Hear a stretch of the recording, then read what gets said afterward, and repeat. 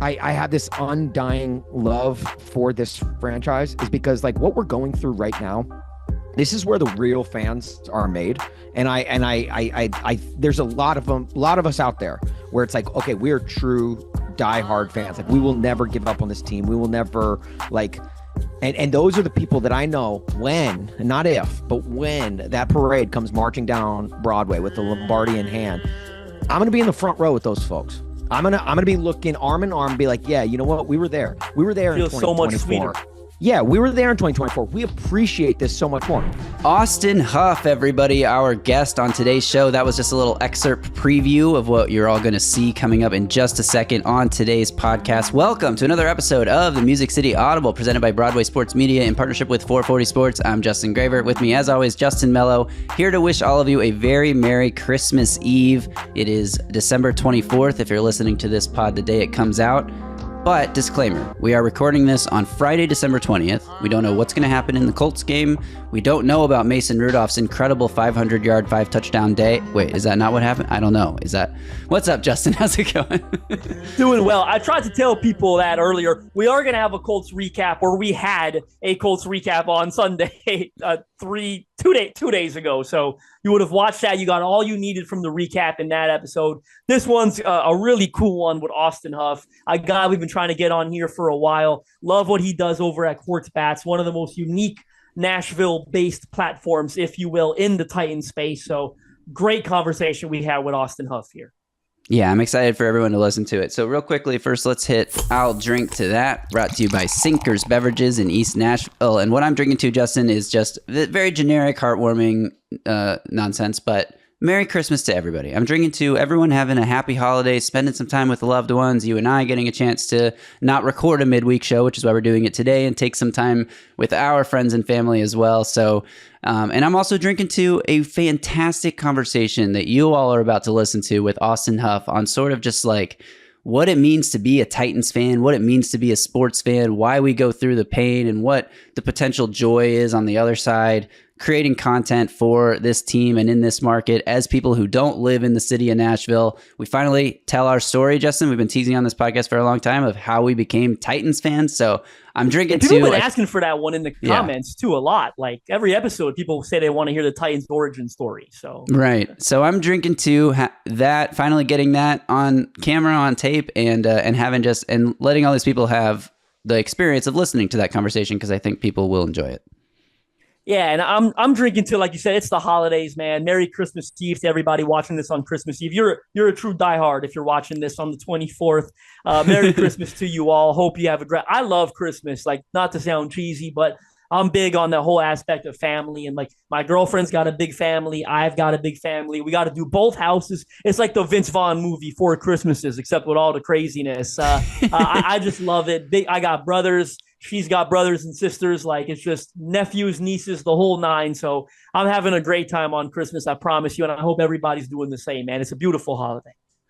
Amen to that, Justin. So without further ado, let me read this. I'll Drink to That, brought to you by Sinkers Beverages, the premier wine, spirits, and beer store in East Nashville, serving the community since 1985. Their knowledgeable staff is proud to help you with large parties, themed events, or finding something unique for a special occasion. From birthday parties to milestone celebrations to everyday moments, Sinkers can help with the right drink for every occasion. And if you head to the sinkersbeverages.com website or check the link in this podcast description, you can join the In-Crowd. In-Crowd members get access to allocated wines and spirits, exclusive events, early access to barrel releases, and more. Plus, Sinkers Beverages is on Uber Eats, so pull up your app, get some rum to your house so you can throw it in your eggnog for Christmas or whatever you prefer to drink, but drink responsibly. All right, Justin, I think it's time. Let's get to it now. It's time to welcome in our guest, Austin Huff, creator of Korked Bats. Is that your number one claim to fame? Morning radio in Chicago. Austin, thanks for joining us. How's it going? No, thank you guys. Do I need to change the first letter of my name to a J to be on this podcast? I feel like we're all close enough. We're all Austins, just with different prefix letters. And also, Melo, are you a New York Times bestseller yet? Are we there yet? Because I feel like we need to get there. You know, it's funny. Like, the publisher hit me a couple weeks ago when it was like the best selling on Amazon. They do a list of like. They do a list. I got the digital copy, so I'm showing my digital copy right now.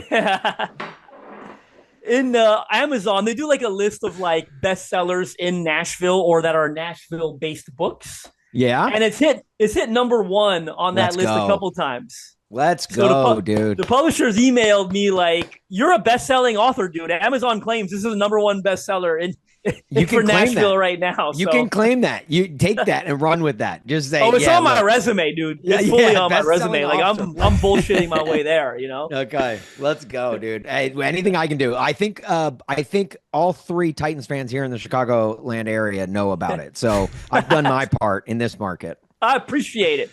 All three in Toronto know as well. So. Yeah, right.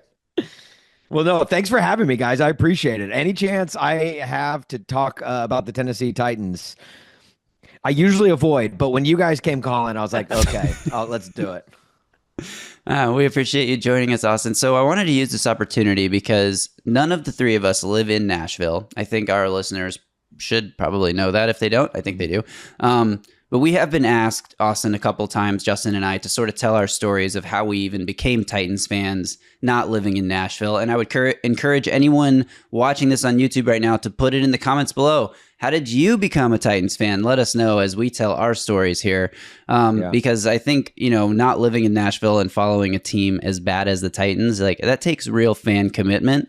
So I don't think that, any of us are masochists. I think that's something to be celebrated, that we are so loyal to this team despite living in different markets. So, Austin, I know you're originally from Nashville. Is that how you became a Titans fan? Were you still living there when the team moved to, I guess, the state and then the city? But what's your story?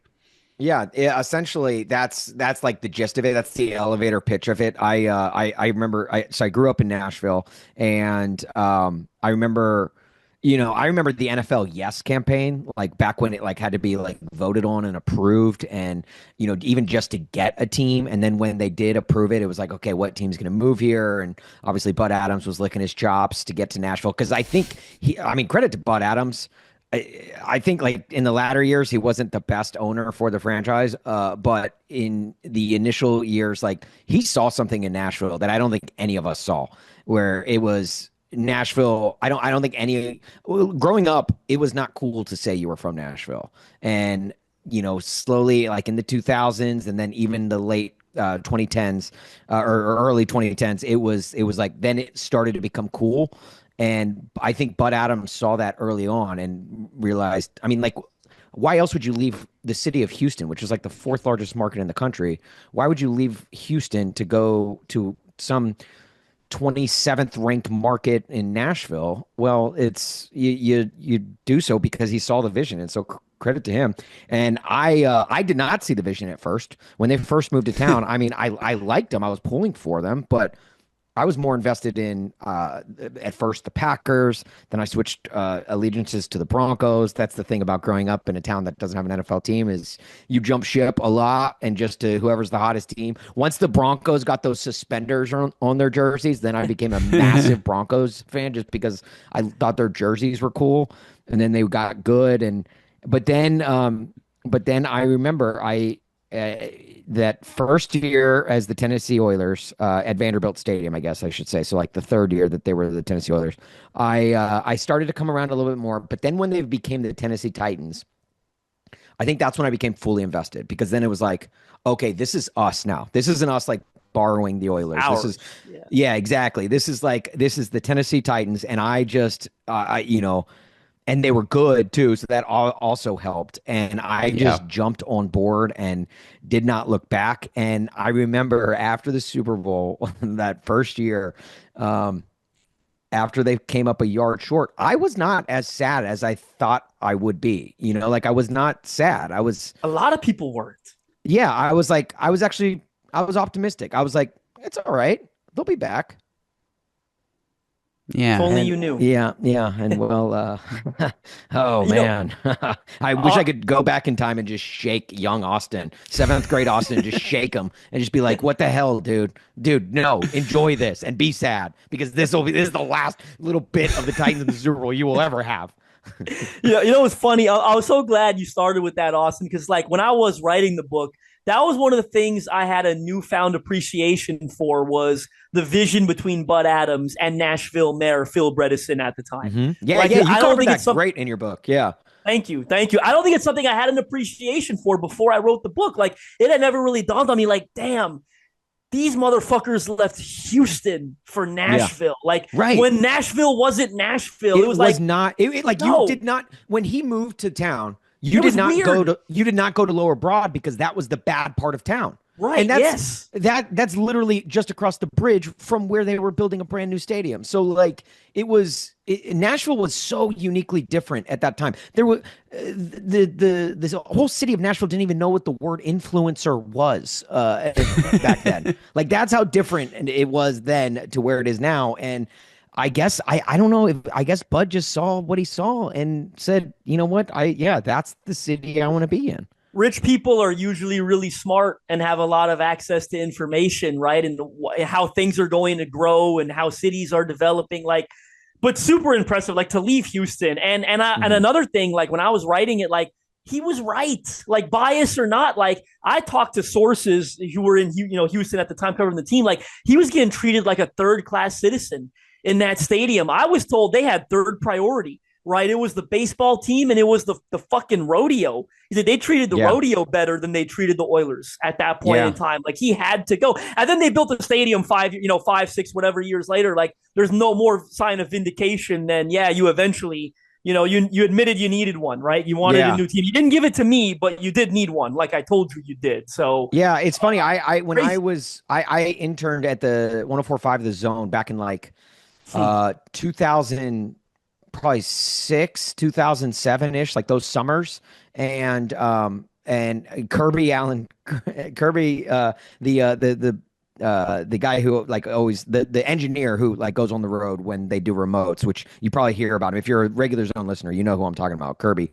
He used to talk to me on these remotes about the future of Nashville and how in 10 years this skyline is going to be totally different. And I'm like, oh, like I was getting excited because I've always wanted to live in a really cool city, and Nashville never was that. And he was like, if you look at the skyline now, it's like, obviously it was like just the Batman building and like, the LNC tower, and that was it. He was like, in 10 years time, this is going to look totally different. And I was like, I got excited, but then I was also like, I'll believe it when I see it, kind of thing. Yeah. And then sure enough, every single time I come home, I'm like, there's a new building. There's a new high rise, like that wasn't there last time I came in town. And I come in town maybe, 2, maybe 3 times a year. And I'm like, it's insane the amount of growth that has had. So yeah, again, kudos to Bud Adams and just the entire like idea to take a team out of such and Houston is a good market. Houston is a really good market. Of course, you take it out of Houston and with loyal fans, obviously Titans fans know, like we butt heads with them all the time. Loyal Houston fans that grew up with the Love You Blue Oilers. And move them to a whole new city, like that takes balls, it takes guts, and it takes a vision, and he had it. Yeah, absolutely. I love that, Austin. I think it's a good shout out too, just for Titans fans listening, because a lot of our fans and listeners are in Nashville, and just the appreciation that we all clearly have for that city, even though none of us live there now. And you obviously spend a lot of time there, but I've only been there once, and I thought, it's a fantastic city. You've only been there once, Graver? Oh my gosh, we got to change that, Graver. I've been like 4 times. I'm out here in Toronto.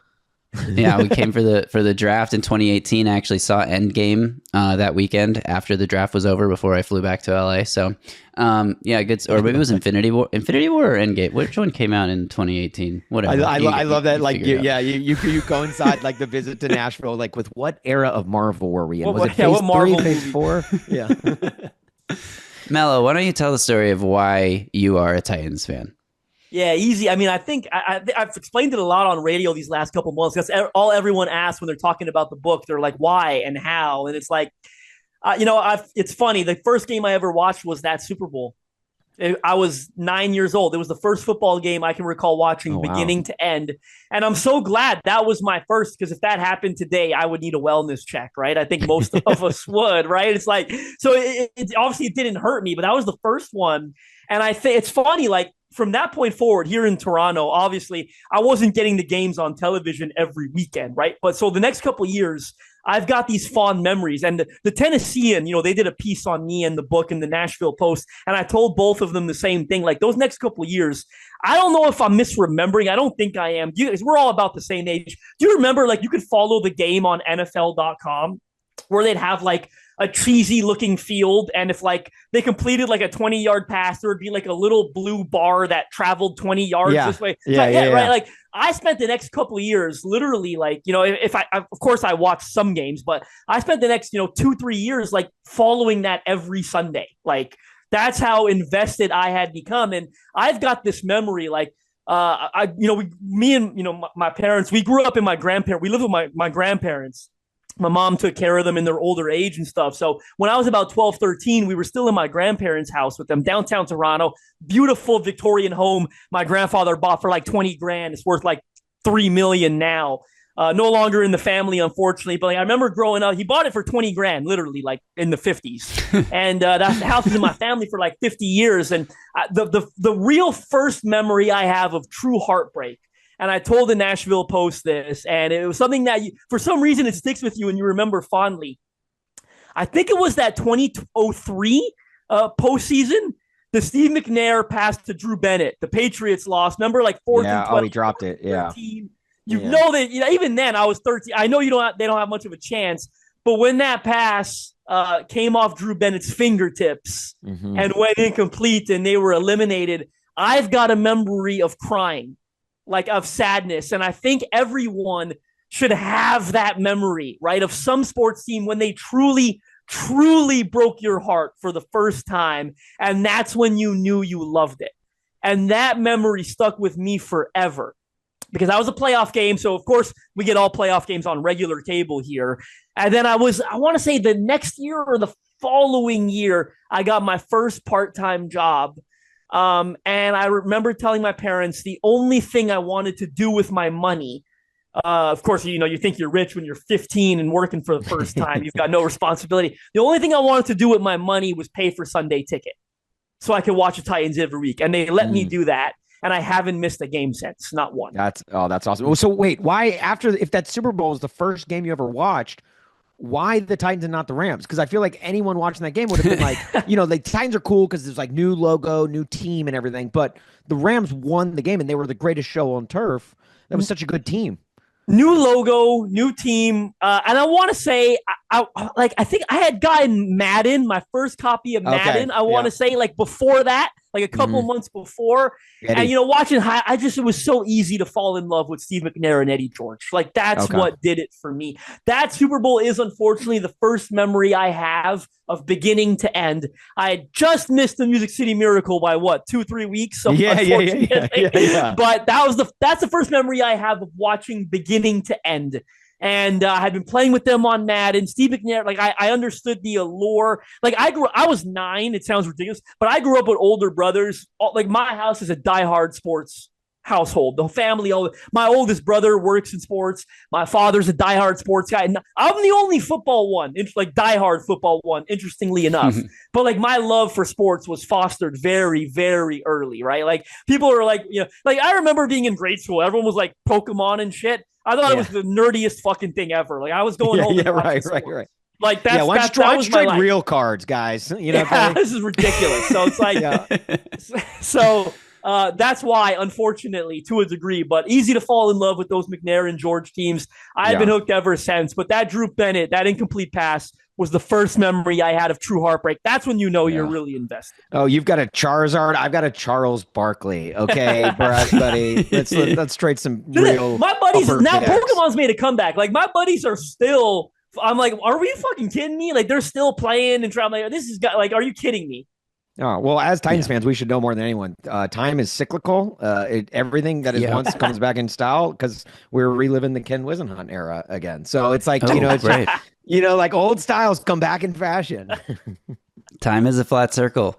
All right, I'll tell my story because there's a lot of similarities, actually. Justin, you were about the same age. You got me by a couple of years, but I was 7 the year the Titans went to the Super Bowl. I'm about to turn 8. And what I really most remember from it actually was like, I was very young, obviously. I was sort of aware of what the Super Bowl was and how big it was, and I liked football as a little kid. But before that year, I was more or less a Cowboys fan growing up in Dallas. I mean, before you really had a chance to like choose a team or whatever, my parents lived there. My whole family was Cowboys fans. My dad still shows pictures of me wearing like Emmitt Smith jerseys to prove like you weren't always a Titans fan. And I'm like, the Titans didn't even exist when this picture was taken, so it doesn't really count.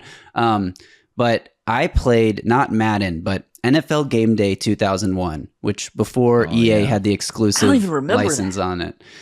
And the intro video to this game was one of the coolest intro videos that has ever existed. It's got the NFL Films music, Autumn Thunder or whatever. It's got the announcer voice who's like, the autumn wind rolls in. And it's like super epic and amazing. And there's like a montage of huge hits back when that was a big part of how they marketed football before all the brain injury stuff.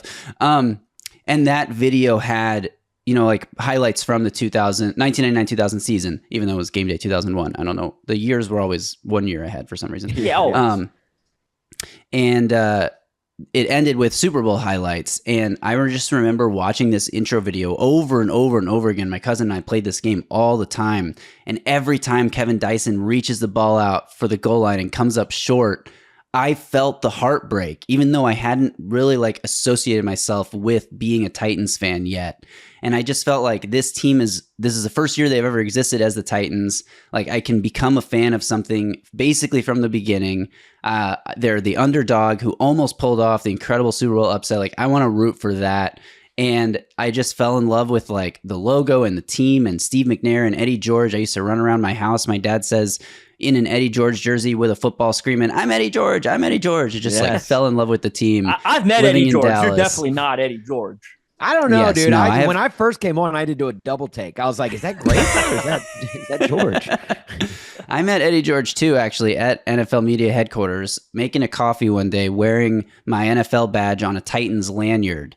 And I'm just at the machine making a coffee, and I hear, "Oh, hey, you don't see too many of those around here. Are you a Titans fan?"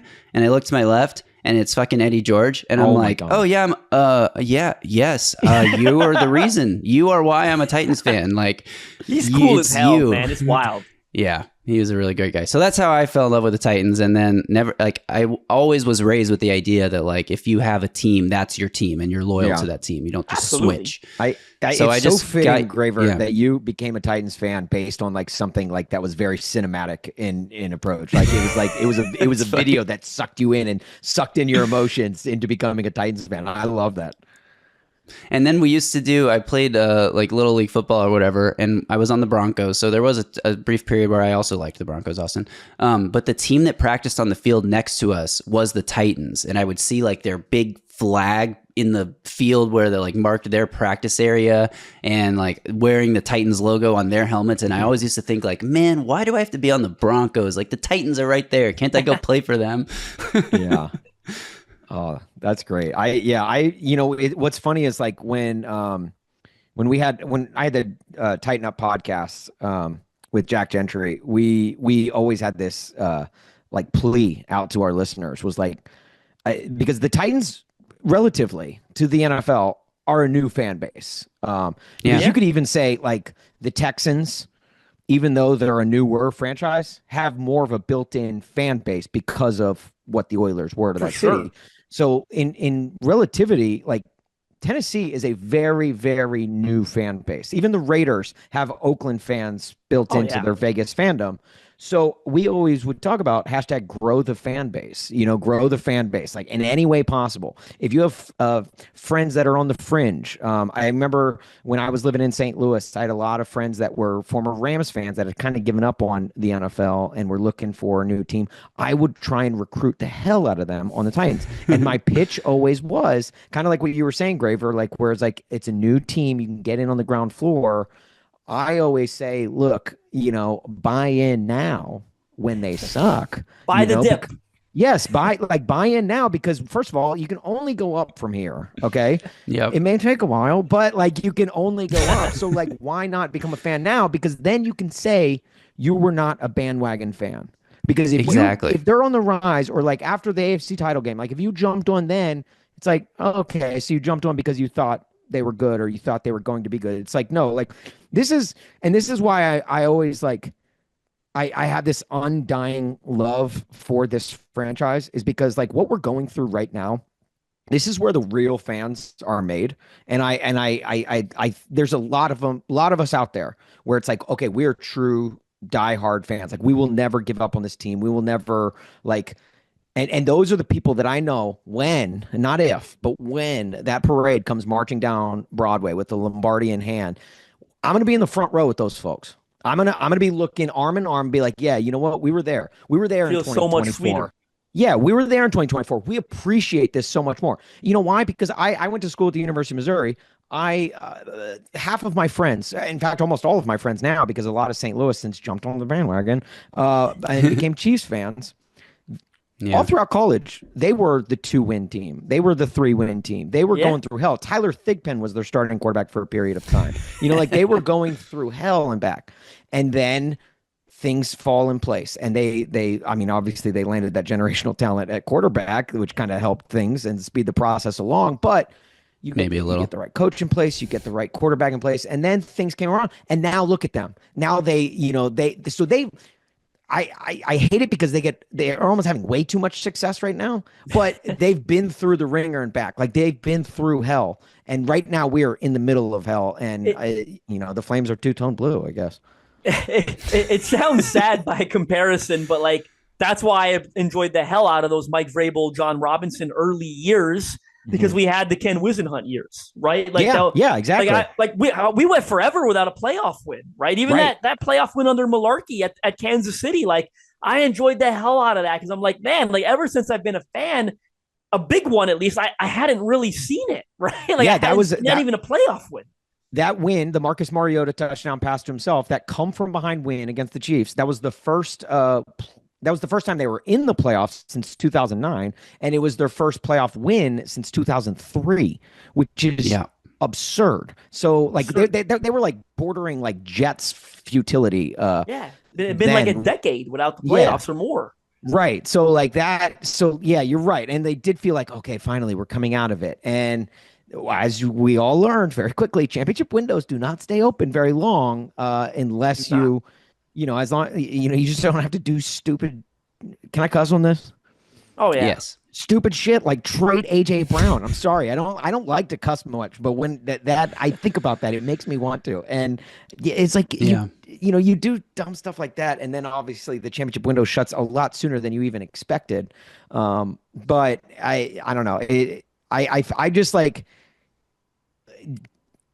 Time heals all wounds, and right now we are wounded as Titans fans, and I'm just like, stay the course. I feel like we can get into. I don't even know if we want to get into it on this episode, but I just feel like if you stay true now, trust me, there will be a time. I don't know when, but there will be a time when it pays off, and we were like, yeah, you know what, we were there. We were. It always does. We were just as true then as we are now, and those are the fans that I respect the hell out of. Look, sports go in cycles, and like, again, not to, writing the book, like having to cover every season they've ever had. Yeah. I saw all the ebbs and flows and all the cycles, right? You're bad, you're good, you're bad, you're good. And that's sports in general, right? Like how many Detroit Lions fans right now are like 10 years ago, like, Jesus Christ, we're never going to be good. Right? And that's the cool thing about that. It's because they stayed loyal. They stayed true, even in the darkest of times. And they've had it way darker season than even we have it right now. Like they had decades of this. And, we're the Cubs, lucky. The Red Sox. Like Exactly. And so when those times finally come, that's why you see people crying tears in the streets. And I just think about that when I think about how bad it is right now, and I just try and lean on that. Even though there is like very little hope, I just lean on the fact that there will be. You just got to give it some time. You got to be patient, and we live in a day and age where no one's patient about anything. It's a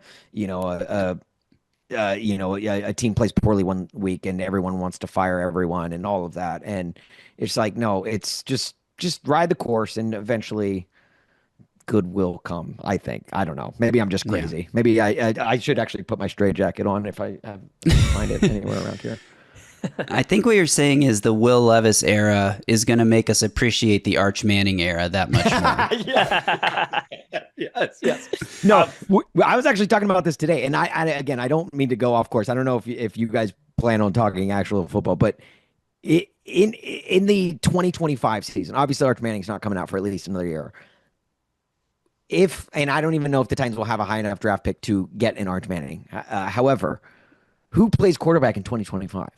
And like, cause it's like, you gotta go like free agent, right? Like is Probably. a Sam Darnold available, but he's going to be hella pricey after the year he's having, like, do you even want a Sam Darnold? Do you want, like, it's like, who do you get for that stopgap year to, hopefully, but then even then I think about getting a rookie quarterback like an Arch Manning, who is, probably, one of the more talented quarterbacks to come out in the last decade.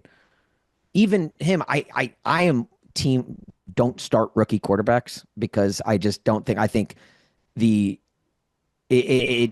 always fails either long term or initially. And there's very rare that you have that rookie quarterback have success. The CJ Strouds are like they're not a dime a dozen. They're very rare. And so I'm always like, well, no, you want him to play under someone for a year. So I'm almost thinking like, even if you do get it, you're lucky enough to get like an Arch Manning, that's still 2 or 3 years away, right?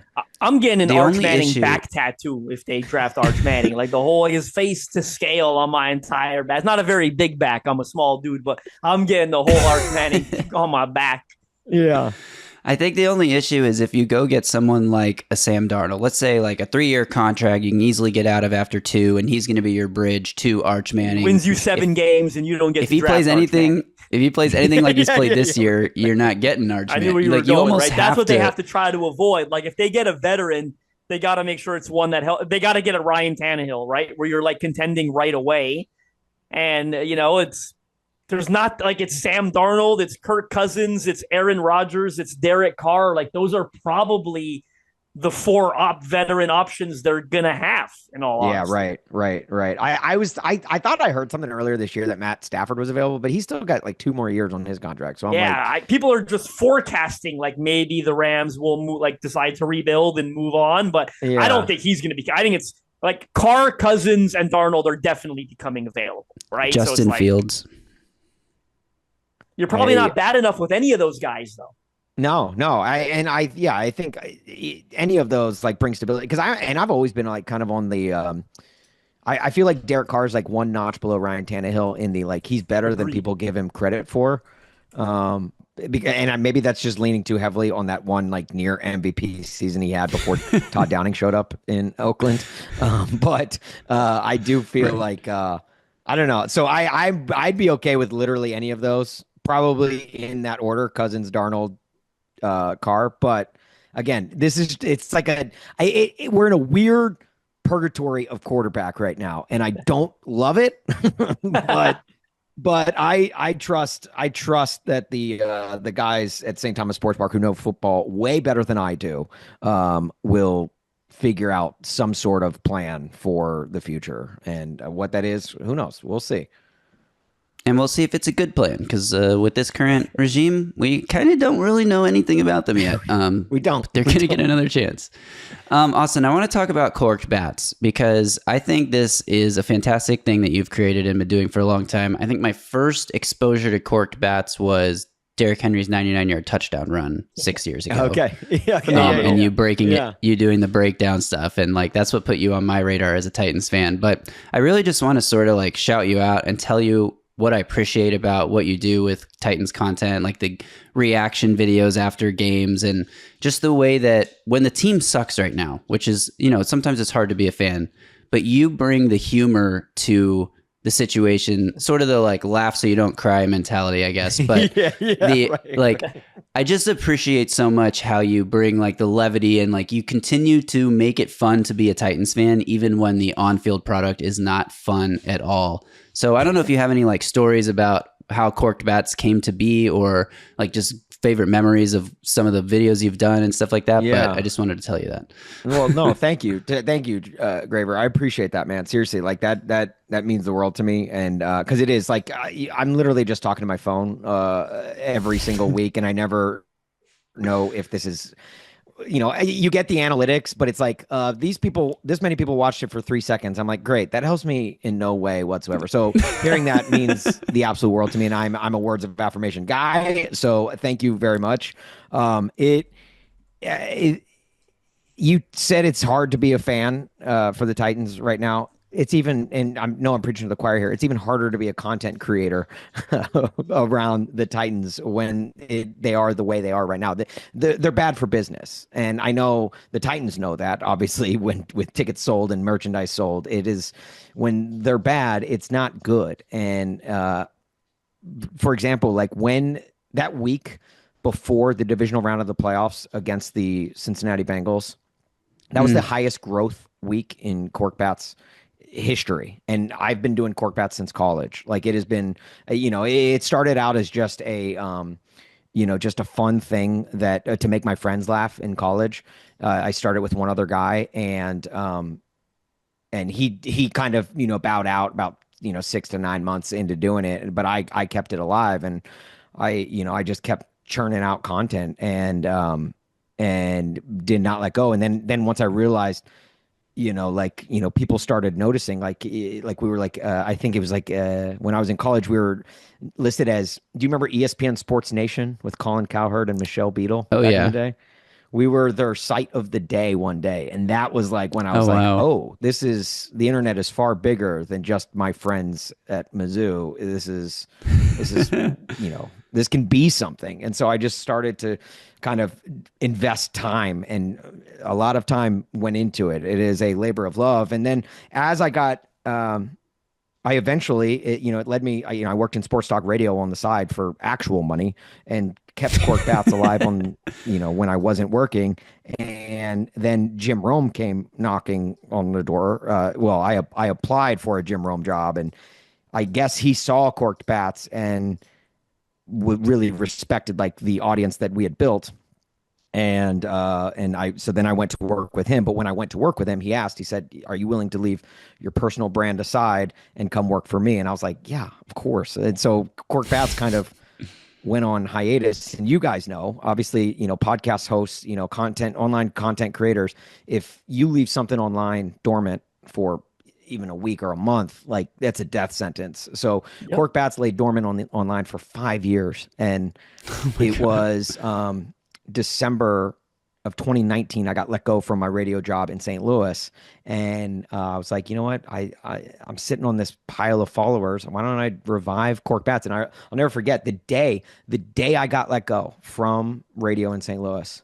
I went home and I was like, I want to create, because I'm a creator at heart. I love to create and show people work. And so I went home and I blogged, and my first blog back was after 5 years of this website laying idle online.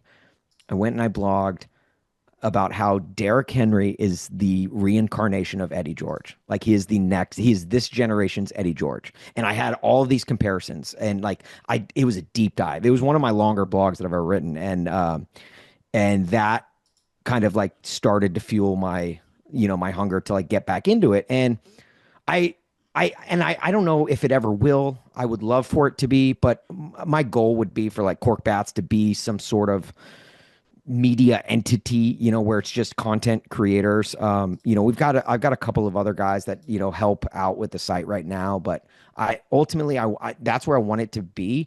And you see like the John Boys of the world, you see the Barstools of the world.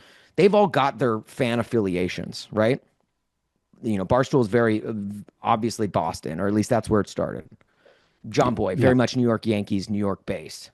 I was like, Nashville is a growing city right now. Why don't I have something for Nashville? Why is there nothing for fans like me that grew up as a Nashvilleian and grew up a Titans fan, grew up a Preds fan, and like loves college football? Like, where's the site for us? So I was like, you know what?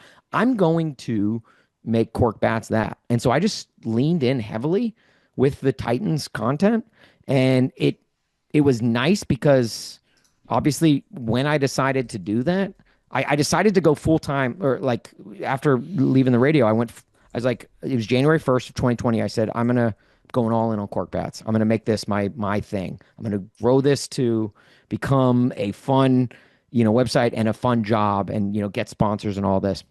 Well, as you guys know, you may or may not know, I don't know, but later on in 2020, there was a global pandemic that hit, and all sports ceased to exist for a period of time, which was.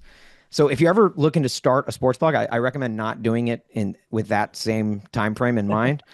It's funny you mentioned that, because we actually launched Broadway during COVID. That was the impetus to get us all together and funny, go do it. Broadway, Graver, we're not going to get into that, but there's not many people left at Broadway that when it started. But when I look at Broadway, and I know you feel the same, look at the success that's come from Broadway, right? Look where you are. Yeah. I think I've got an okay thing going myself. Mike is over at PK. We had John Glennon. Zach is on radio now. James Foster was with us. He's over at 3013. Everyone that we had at Broadway has just exploded, right? In one way or another. It's crazy. The Broadway alumni are doing very Easton. We brought in Easton much later. Wasn't a part of the original group, but he's full-time at A to Z. We're very happy for him.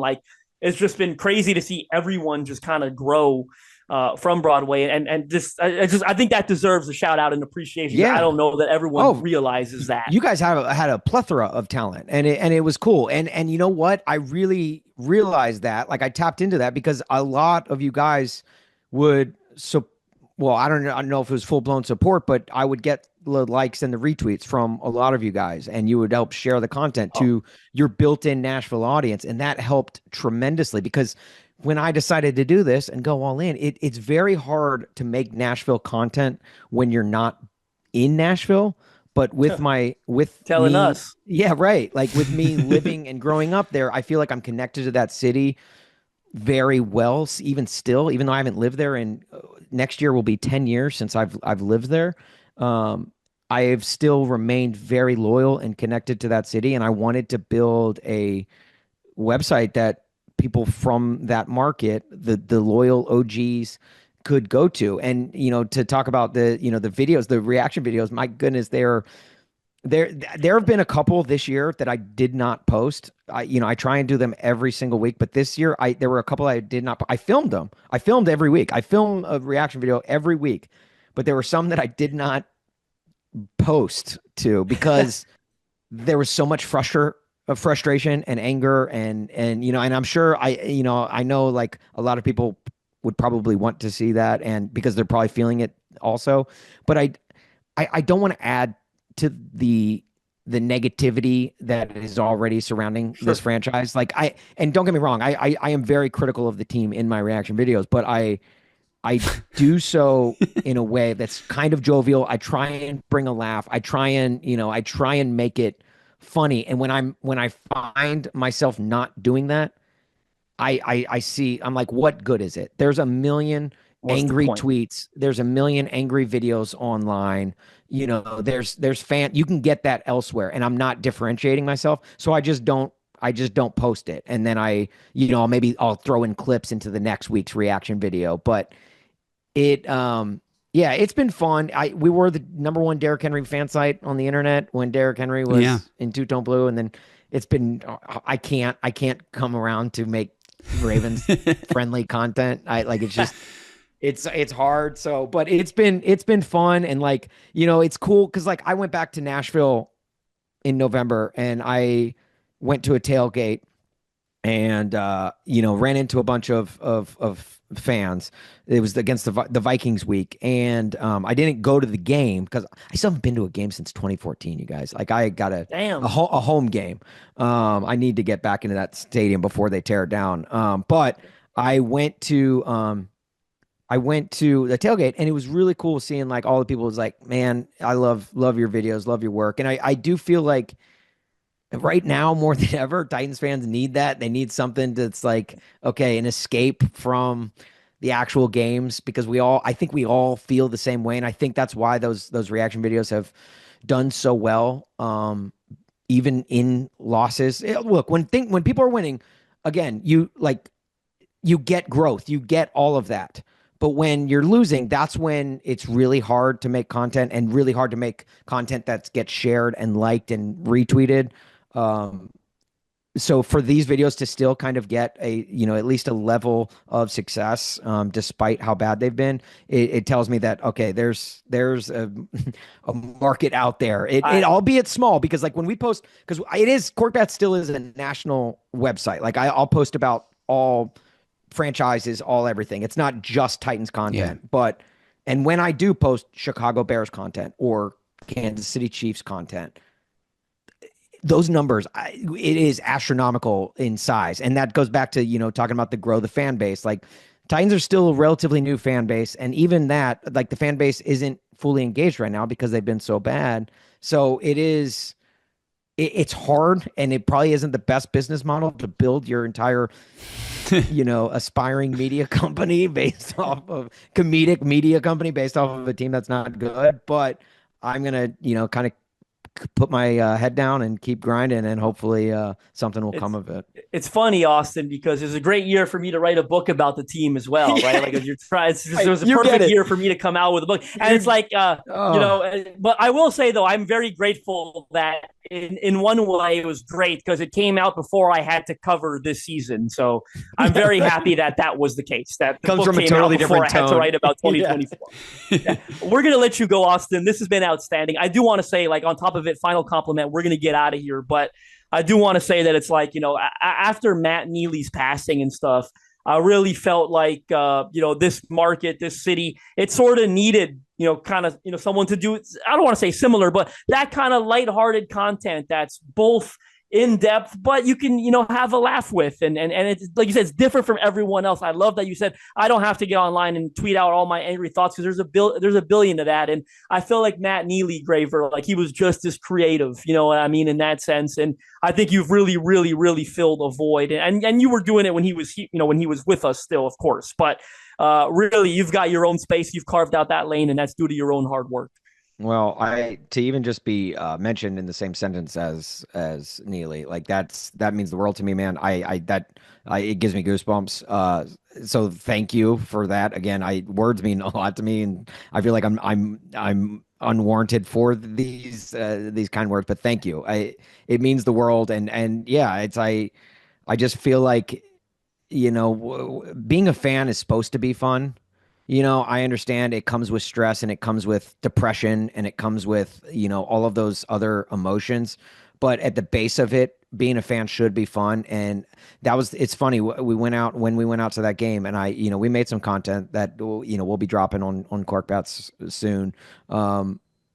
I asked, like, what's the reason? I asked a lot of fans. I said, what's your sales pitch for becoming a Titans fan? And almost every single person said the community, the party, the other fans. And at a time like this, that just goes to show you, like, we are at our bare bones right now as Titans fans.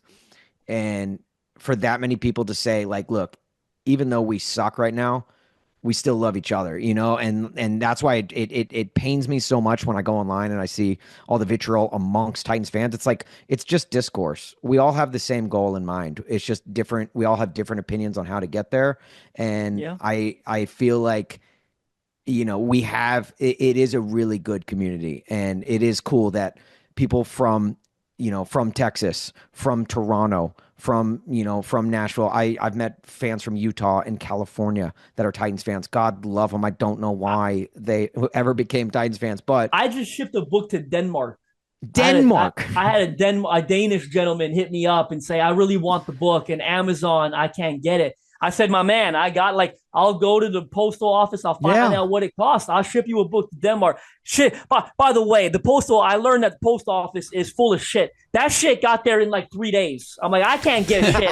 How the fuck is this shit? The man hit me up 3 days later. He's like, I got the book. I'm like, well, you got the book. What? Like, I just shipped it out 3 days ago. Like, it's bullshit. You couldn't have mailed it to your next door neighbor that quickly. It would have taken longer if I shipped it within Toronto. Yeah. But anyways, Austin, it's been a pleasure. Thank you so much. Honestly, thank you for the likes, the retweets. You guys have platforms, and you guys have shared the stuff, and I genuinely do appreciate it when I see people with audiences like yours, share the content, because it means the world to me. Way. That's really all because I don't pump any money into it, and so to get the word of mouth endorsements from you guys means the world to me. So thank you so much. And thank you for having me on today. This was fun. Again, ahead of the Colts game. So we don't know how things will go. They won't be fun by the time people listen.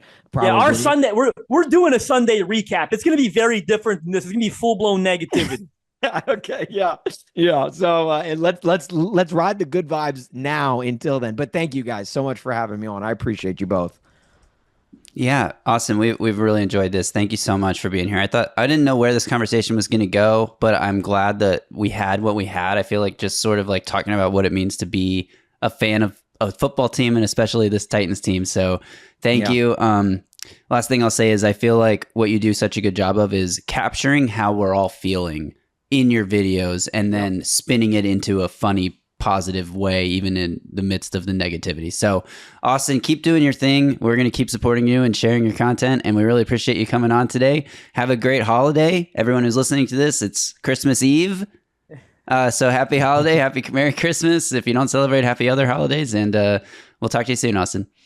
Thank you guys. Mad respect for both of what you guys do. Two of the best content creators in the world. So subscribe to this podcast. It's mutual. Thanks, Austin. Thanks, Austin. All right. Thanks again to Austin Huff for joining us. Make sure you're following him on Twitter at Austin Huff. Make sure you're following Korked Bats at Korked Bats with a K, Korked, for all his great content. Because seriously, if you are not aware of Austin, I feel like everyone watching this is probably aware already, or you wouldn't have tuned in to the episode featuring him. But in case we are exposing you to Austin's stuff for the first time, go follow him, go check him out, support him as much as we do. And I really enjoyed that conversation.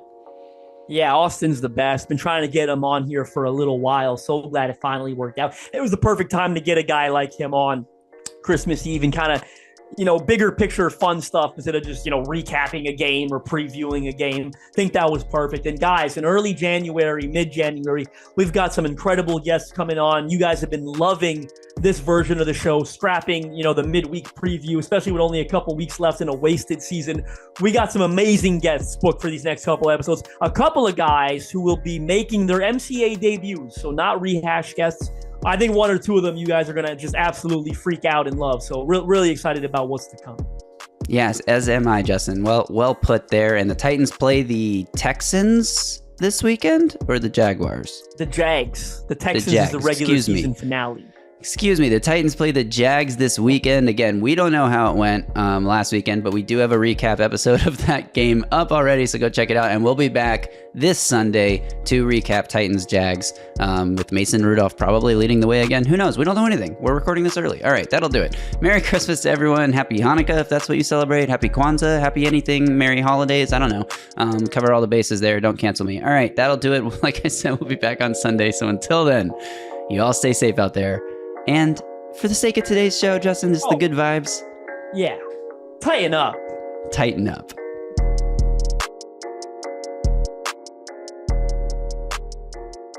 A Broadway sports media production.